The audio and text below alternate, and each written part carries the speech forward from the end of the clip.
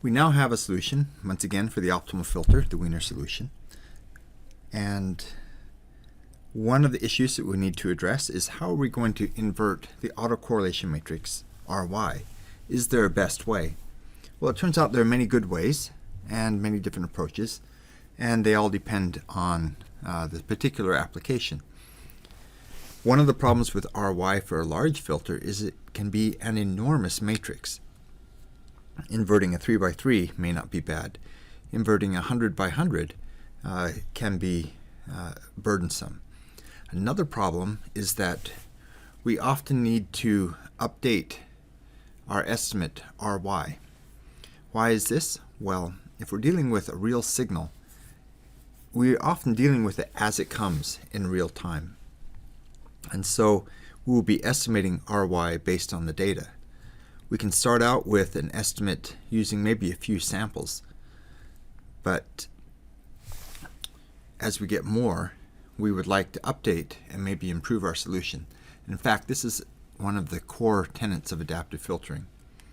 We will use a filter and counter filter later called the recursive least squares filter, where the basic idea is that we are going to continue to improve our estimates as data comes in, and as we do that, we want to update our filter without re-inverting a matrix or inverting a new matrix every time.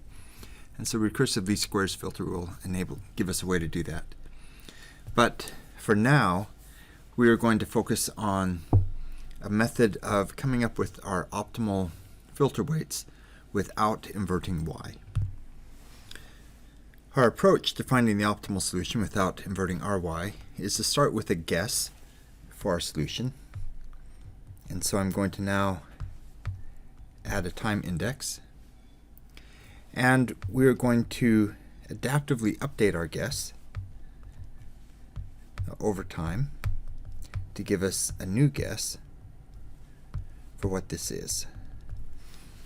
And like the child's game of guess a number, where someone thinks of a number, another person guesses, and the first person tells them if they are too high or too low, we're going to take essentially a multidimensional approach to the same type of an algorithm. And we do this by following the gradients. We are dealing with a situation where we have a quadratic error function. And we've already plotted some of the error surfaces in a previous lecture with 2D weights. If we just had a 1D weight, the error may look something like this. And so we have an initial guess. That initial guess will be a guess for the weight. We'll call it W0.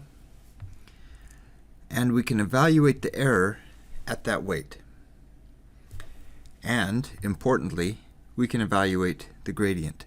So at that point, of course, the positive gradient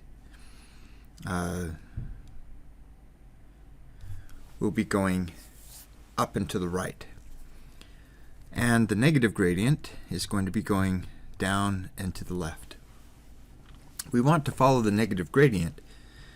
What following the negative gradient means is that we are going to modify W so that it goes in the direction, the W direction of that negative gradient.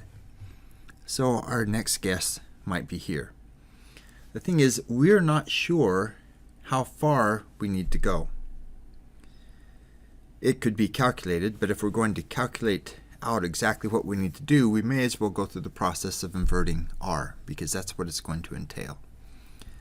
So if we're unwilling to do that, then we have to be able to make some compromises. And the compromise we're going to make is that we're just going to have to guess as to how far we can step at each time. So we're going to capture that relationship and that update in this equation. So we have several quantities here that might need a little bit of explaining.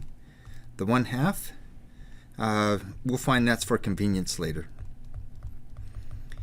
And it's going to be because when we take the gradient of our error, we have a squared term. The 2 comes down, cancels the 1/2.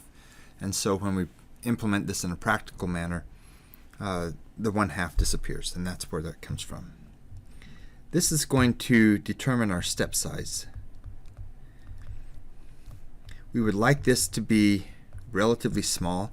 We will actually spend some time discussing exactly how you would choose mu, and it turns out there are many different ways of choosing a mu, and one of the things that we can do is you can control how fast something adapts, how accurately it adapts, and so on and so forth. And we'll find that it's not as much guesswork as I implied, that there are actually good ways of doing it. This is, of course, the gradient of the error that we were talking about. And this tells us we're going in the direction of the negative gradient. So back to our 1D example. Here's the effect of mu. If mu was absolutely perfect, we would jump right there. We can't expect that really in practice. Okay, if mu is too small, we're going to get down there very slowly. Small mu, little steps. If we go a mu that's larger than our perfect mu, we will jump back and forth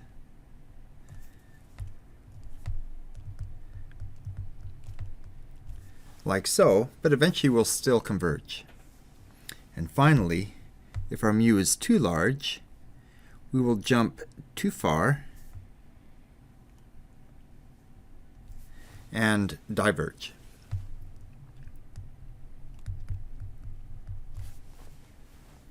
So choosing that mu makes it different. So that would be unstable. Okay.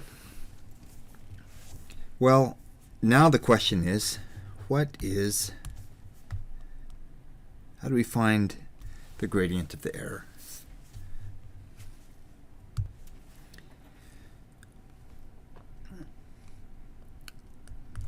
Technically, we're taking the gradient with respect to our vector w at time I of e, and that's expanding that out. We've already worked through this expression before. We're going to get delta d squared. If it's non-zero mean, we'll have another term in there. And then everything else is as we've seen before. 2w transpose r dy, that's the vector we defined before, and w transpose ry w. Okay, and we know that when we find that, we get minus 2 r dy plus 2 ry w. And we solve for the optimal solution at this point in our previous lecture by setting this equal to 0. But this time we're not interested in doing that. We just needed the gradient.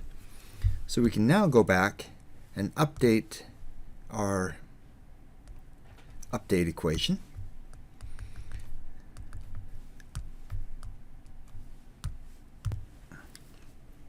And now we can see where the 1/2 factor turned out to be prescient, because it absorbs the 2 that we had before, so we get minus mu times r dy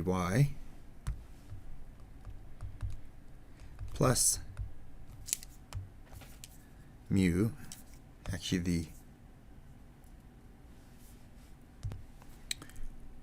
the negative signs cancel, so that's plus mu r dy minus mu ry W. And that's the Wi that we evaluated the gradient at. So this implies using Ry, but we never have to invert it. Instead, we get this nice little iterative equation to proceed. In the next lecture, we'll go through a simple one-dimensional example and explore the dynamics of this system and how it behaves.